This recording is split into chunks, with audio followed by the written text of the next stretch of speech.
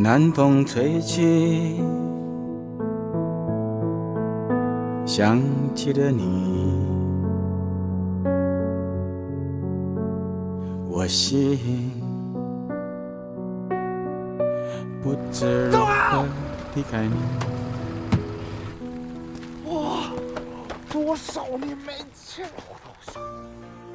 沿海居民都知道，在大风暴即将到来前，往往会有一段风平浪静的时间。今日刚上映的电影《风平浪静》就是这个寓意，在和风丽日、岁月静好中酝酿的一场风暴。故事开始于90年代，优等生宋浩正满心欢喜地度过自己的夏日时光，因为他已经被学校确认为保送上重点大学的人选了。然而一个霹雳伴随着大雨倾盆而至，他的保送名额被学校转给了副市长的儿子李唐，而这个李唐正是宋浩朝夕相处的好同学、好朋友。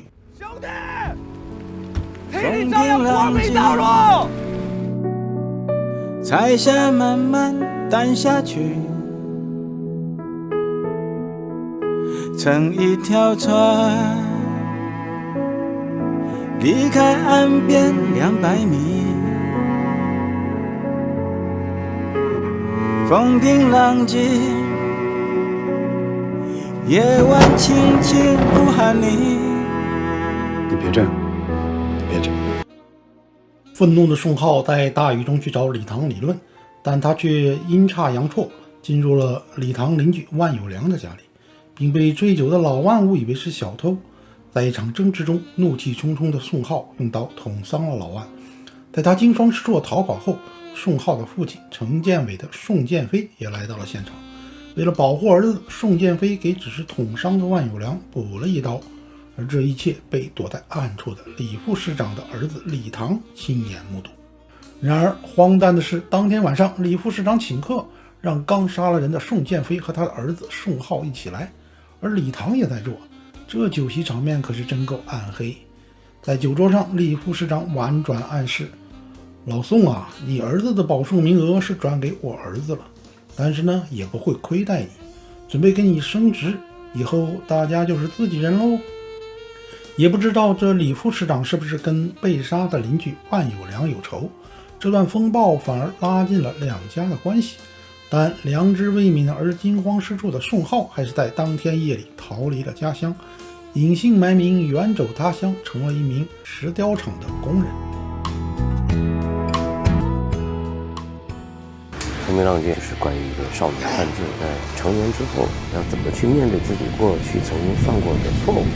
宋浩犯了一个不可挽回的错误，当初他选择了逃避，在那时代他一坐就坐15年，为什么？他在惩罚自己。15年后，母亲的亡故将宋浩重新呼唤回了家乡。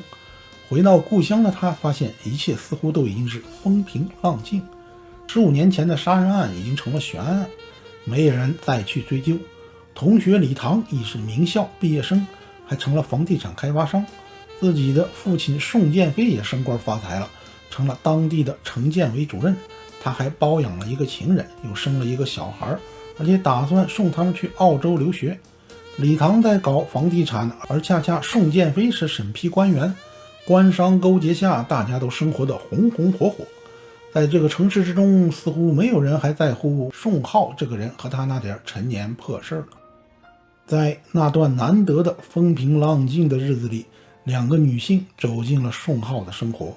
一个是万晓宁，她是当年被宋建飞杀害的万有良的女儿。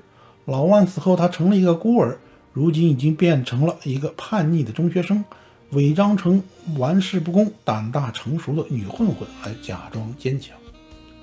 宋浩因为心怀内疚，常去看望万晓宁，但两人却在误会之中几乎闹掰。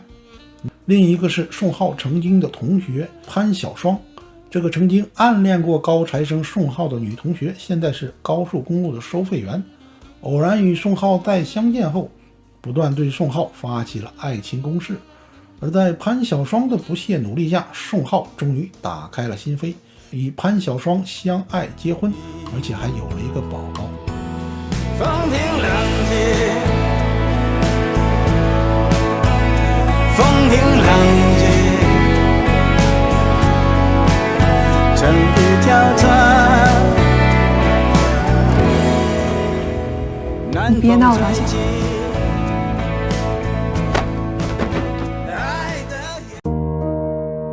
爱情段落是这个电影里边非常抢眼的部分。宋浩身上所有的变化都是潘晓双带来的。他是一个几近绝望的人生里边出现了一团火苗，或者是一个希望。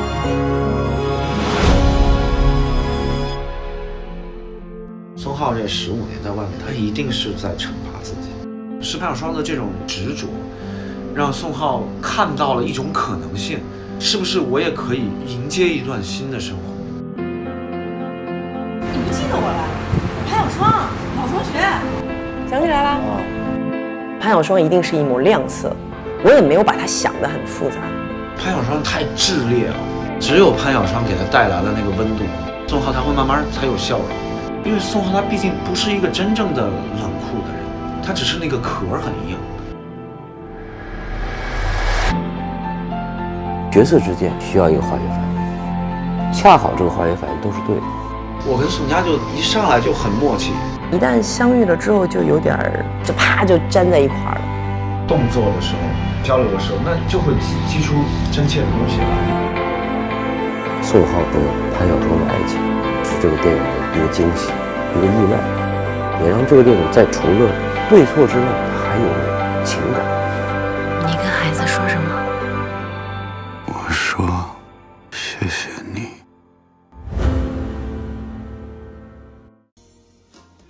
在潘晓双的影响下，宋浩原本灰色的生活开始有了颜色，树欲静而风不止，他的生活马上又开始昏暗了起来。在暗黑环境下茁壮成长的李唐，为了自己拆迁项目的顺利进行，开车撞死了钉子户叛逆少女万晓宁，并且以当年的杀人案威胁宋浩，让他把万晓宁的尸体处理掉。万般无奈的宋浩为了怀孕的妻子再一次成为罪恶的帮凶，他埋掉了万晓宁的尸首，可怜的万家就这样被灭门了。随后李唐给宋浩钱，还带他四处花天酒地，纸醉金迷，但始终良心未泯的宋浩实在难以融入这一片黑暗当中，尤其是当他发现当年父亲才是补刀的人，而且这场拉他下水的阴谋与李氏父子沆瀣一气的父亲宋宪飞也知情。一场不断挣扎的悲剧始终在折磨的宋浩，他表面看起来风平浪静，其实内心波涛汹涌。最终宋浩突然疯了，他拿起当年埋尸的工兵铲，在马路上就开始行凶，追杀李唐父子，随后在一艘货船上与父亲宋宪飞对峙，剔骨还债，双双毙命。咱爷俩是拴在一根绳上的蚂蚱，你知道吗？宋浩，你是大人了，这不，脑子不能乱。你儿子杀人了，他要不走，会坐牢的。是的，子龙还没有告诉我任何人，我是不是很仗义？咱们是不是好兄弟？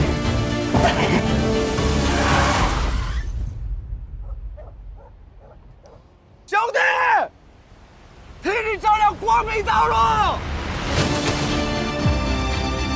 他把灵魂都出卖了，我这15年被他们父子俩碾压着，谁他妈觉得你讲不过啊？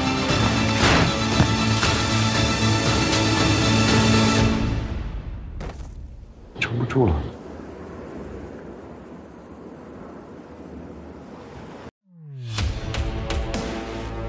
预备，开始！